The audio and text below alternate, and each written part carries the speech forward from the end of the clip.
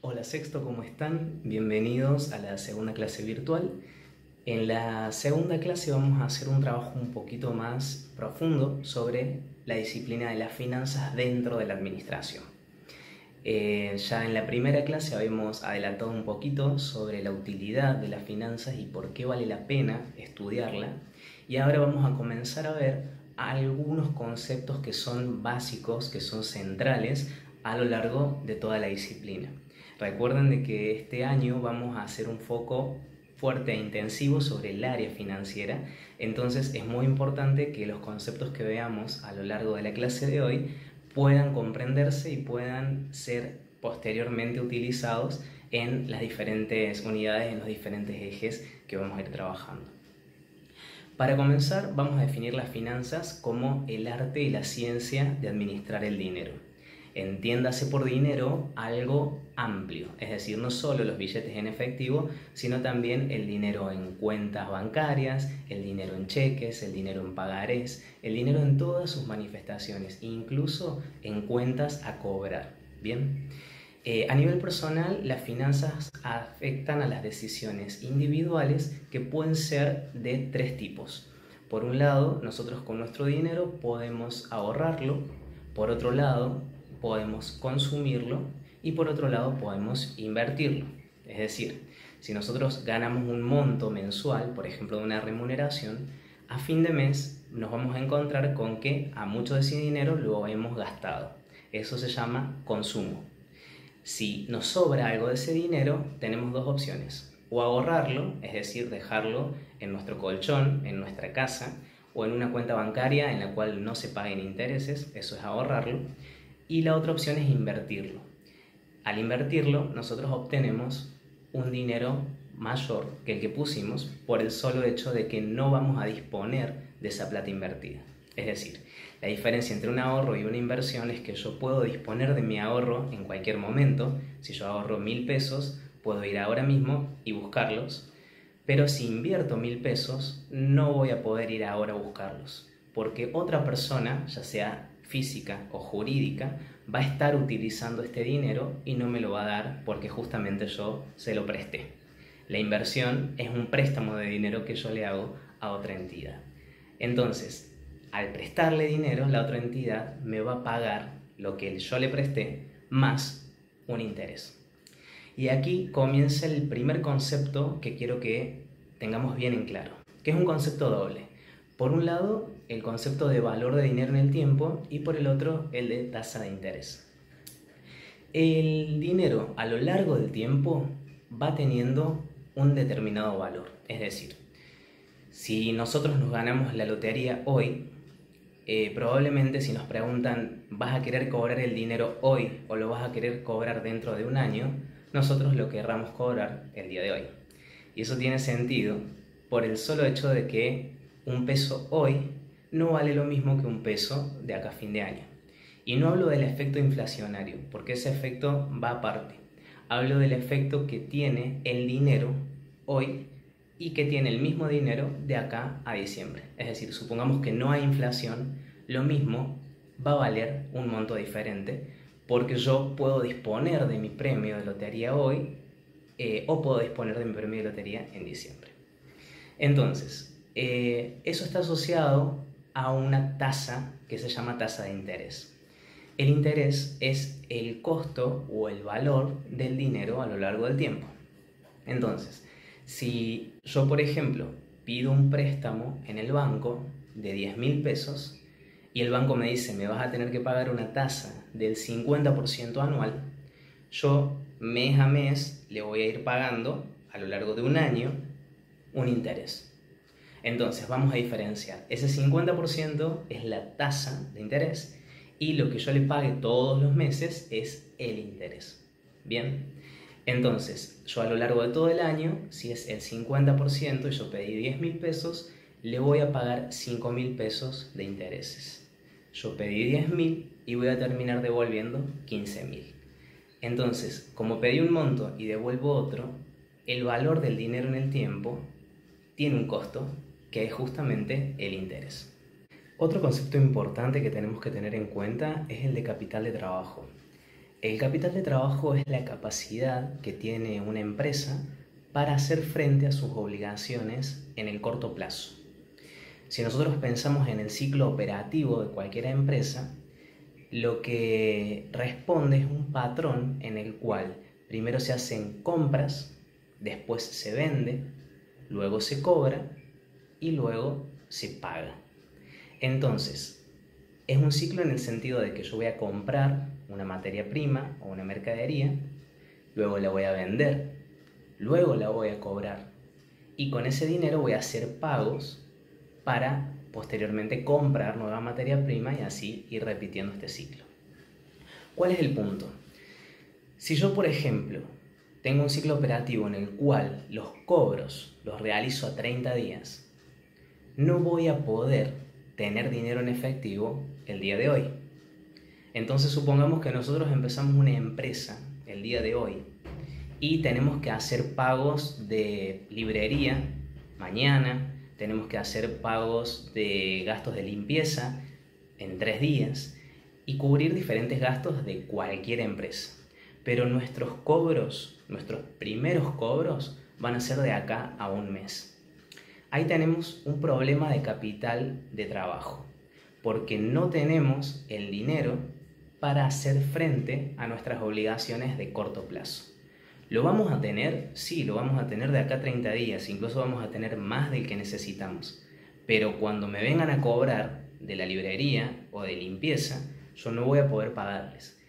Y eso genera un problema muy grande en las empresas porque empieza a haber un descalce financiero. Se le llama descalce financiero en el sentido de que la empresa no puede asumir sus obligaciones de corto plazo porque no tiene capital de trabajo suficiente.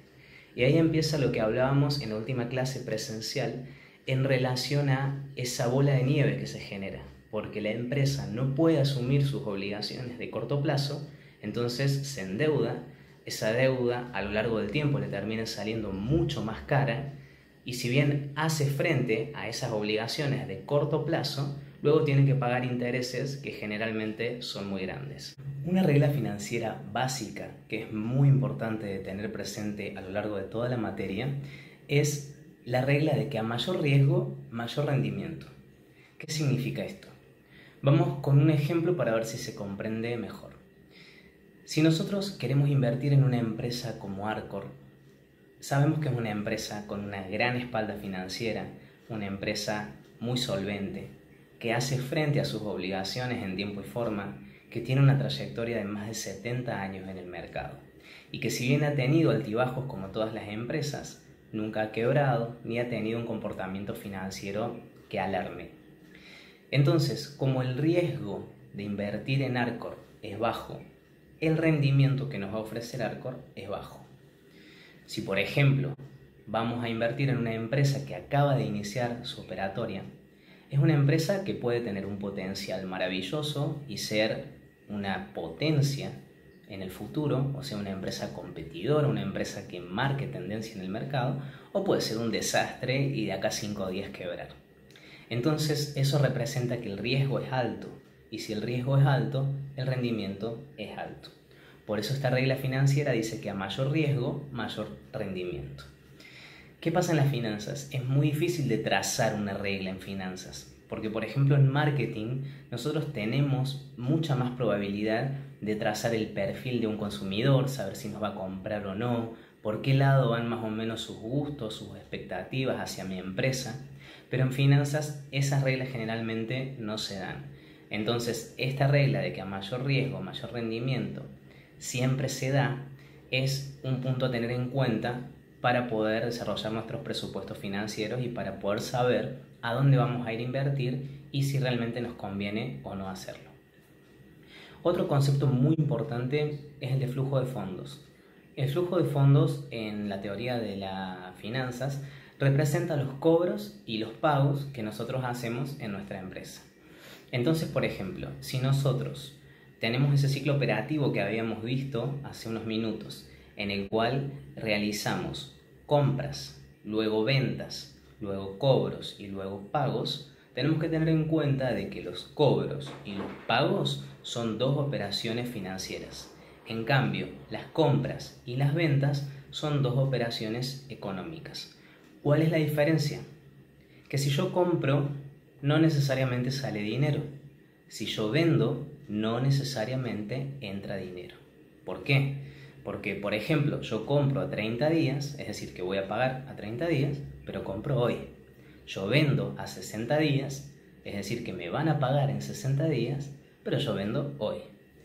En cambio, cuando yo cobro y cuando yo pago, es una operación que sucede en este preciso momento.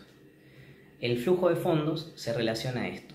Vamos a trazar, por ejemplo, un periodo de un mes, sumar todos los cobros y sumar todos los pagos y ver a fin de mes cuál es mi posición. Por supuesto que siempre los cobros tienen que ser mayores a los pagos, porque si no yo entro en un déficit financiero y volvemos a ese problema que comentábamos hace un rato. El tema es que lo que a mí me sobre a fin de mes, restándole a los cobros los pagos, va a ser mi saldo inicial para el mes siguiente. Es decir, si yo cobré 100.000 pesos y pagué 70.000, esos 30.000 van a ser mi saldo inicial del próximo mes. Y así mes a mes se va construyendo el flujo de fondos para poder tener yo, por un lado, la previsibilidad de cómo está en este momento mi situación financiera y por el otro lado para poder proyectar la tendencia y ver y pensar si en el futuro voy a seguir bien o no, o de acá a algunos meses voy a quedarme sin dinero y poder tomar decisiones con tiempo para ver cómo voy cubriendo todos esos desfasajes que pueden ir surgiendo a lo largo del tiempo. Finalmente, el último concepto que me gustaría que veamos hoy es el de contribución marginal. La contribución marginal se define como la diferencia entre el precio unitario de venta y el costo variable unitario. Recordemos de que en toda empresa industrial existen dos tipos de costos: los costos fijos y los costos variables. Un costo fijo es, por ejemplo, el alquiler, porque independientemente de la cantidad de unidades que produzca, el alquiler que voy a tener que pagar a fin de mes es el mismo. En cambio, un costo variable puede ser la materia prima o la mano de obra, porque si yo produzco más unidades, voy a precisar comprar más cantidad de materia prima y voy a precisar destinar más cantidad de horas hombre para poder cubrir la mano de obra requerida para esa producción. La contribución marginal tiene un aspecto muy interesante en cuanto a que nos aporta información adicional de la que por ahí uno piensa o supone que representa esa resta entre precio y costo variable unitario. Y es el hecho de que nosotros, al ver el número de la contribución marginal, sabemos cuánto dinero extra aporta la venta de este producto para poder afrontar nuestros costos fijos. Entonces, si en nuestra empresa estamos en una disyuntiva de si producir el producto A o el producto B, la fórmula que va a desempatar cuál de los dos producir es la contribución marginal. Porque si el producto A vale 10 pesos y tiene un costo variable, unitario de 2 pesos, su contribución marginal va a ser de 8. Si el producto B vale 10 pesos, pero su costo variable es de 3 pesos, la contribución marginal va a ser de 7. Como la contribución marginal del producto A es mayor que la del producto B, si yo tengo una cantidad limitada de recursos y tengo que elegir entre cuál de los dos producir, me voy a inclinar por el producto A, porque me aporta 1 peso más por cada unidad que yo vendo. Esa contribución marginal me va a ayudar a cubrir los costos fijos de mi empresa y el excedente va a ser ganancia. ¿Por qué? Porque el costo variable ya está introducido en la fórmula y el costo fijo es lo que queda por fuera. Entonces, una vez que yo cubra todos mis costos fijos y mis costos variables, el resto va a ser una utilidad. Vamos a un ejemplo concreto para comprender un poco mejor esto de la contribución marginal. Un ejemplo claro es el de las aerolíneas, porque las aerolíneas tienen una estructura de costo fijo muy grande. Todos los meses, independientemente de la cantidad de vuelos que realizan, tienen que asumir esos costos fijos. Pero si vamos a pensar en el costo variable que representa que se suba un pasajero más en el avión, es muy bajo. Y representa simplemente el snack o la comida que le den a ese pasajero en ese vuelo. Si el pasajero no viaja, el asiento queda vacío, pero el avión sale lo mismo. Si el pasajero viaja, la empresa va a tener un costo adicional de un snack. Entonces, el precio se empieza a pelear y se puede jugar con ese valor para que la contribución marginal, es decir, la diferencia entre lo que yo le cobre como precio y mi costo variable, que es el snack, sea positiva, y entre llevar el asiento vacío y poder cobrarle un dinero como para cubrir, aunque sea una parte de mis costos fijos, prefiero brindarle un precio menor y hacer una oferta de último momento para que el avión salga lo más lleno posible. Muy bien, hemos terminado entonces el recorrido por todos estos conceptos nucleares de las finanzas. Los invito ahora a ver el otro video que va a tratar sobre estos mismos conceptos y otros de una manera un poco más ligera, un poco más dinámica, pero ya creo que lo van a poder comprender desde otra óptica porque aquí los hemos desglosado uno por uno. Si alguno no se comprende, vuelvan a reproducir el video, y si aún así siguen sin entenderlo, voy a crear en el muro una solapa especial, una publicación especial para todo tipo de dudas que puedan surgir, porque sé que son conceptos nuevos, son conceptos complejos y pueden llegar a generar algún inconveniente. Finalmente los invito a resolver la guía, que va a tener una fecha también máxima de presentación como en la guía pasada, para el próximo miércoles. Y bueno, cualquier duda nos escribimos por acá y seguimos en contacto.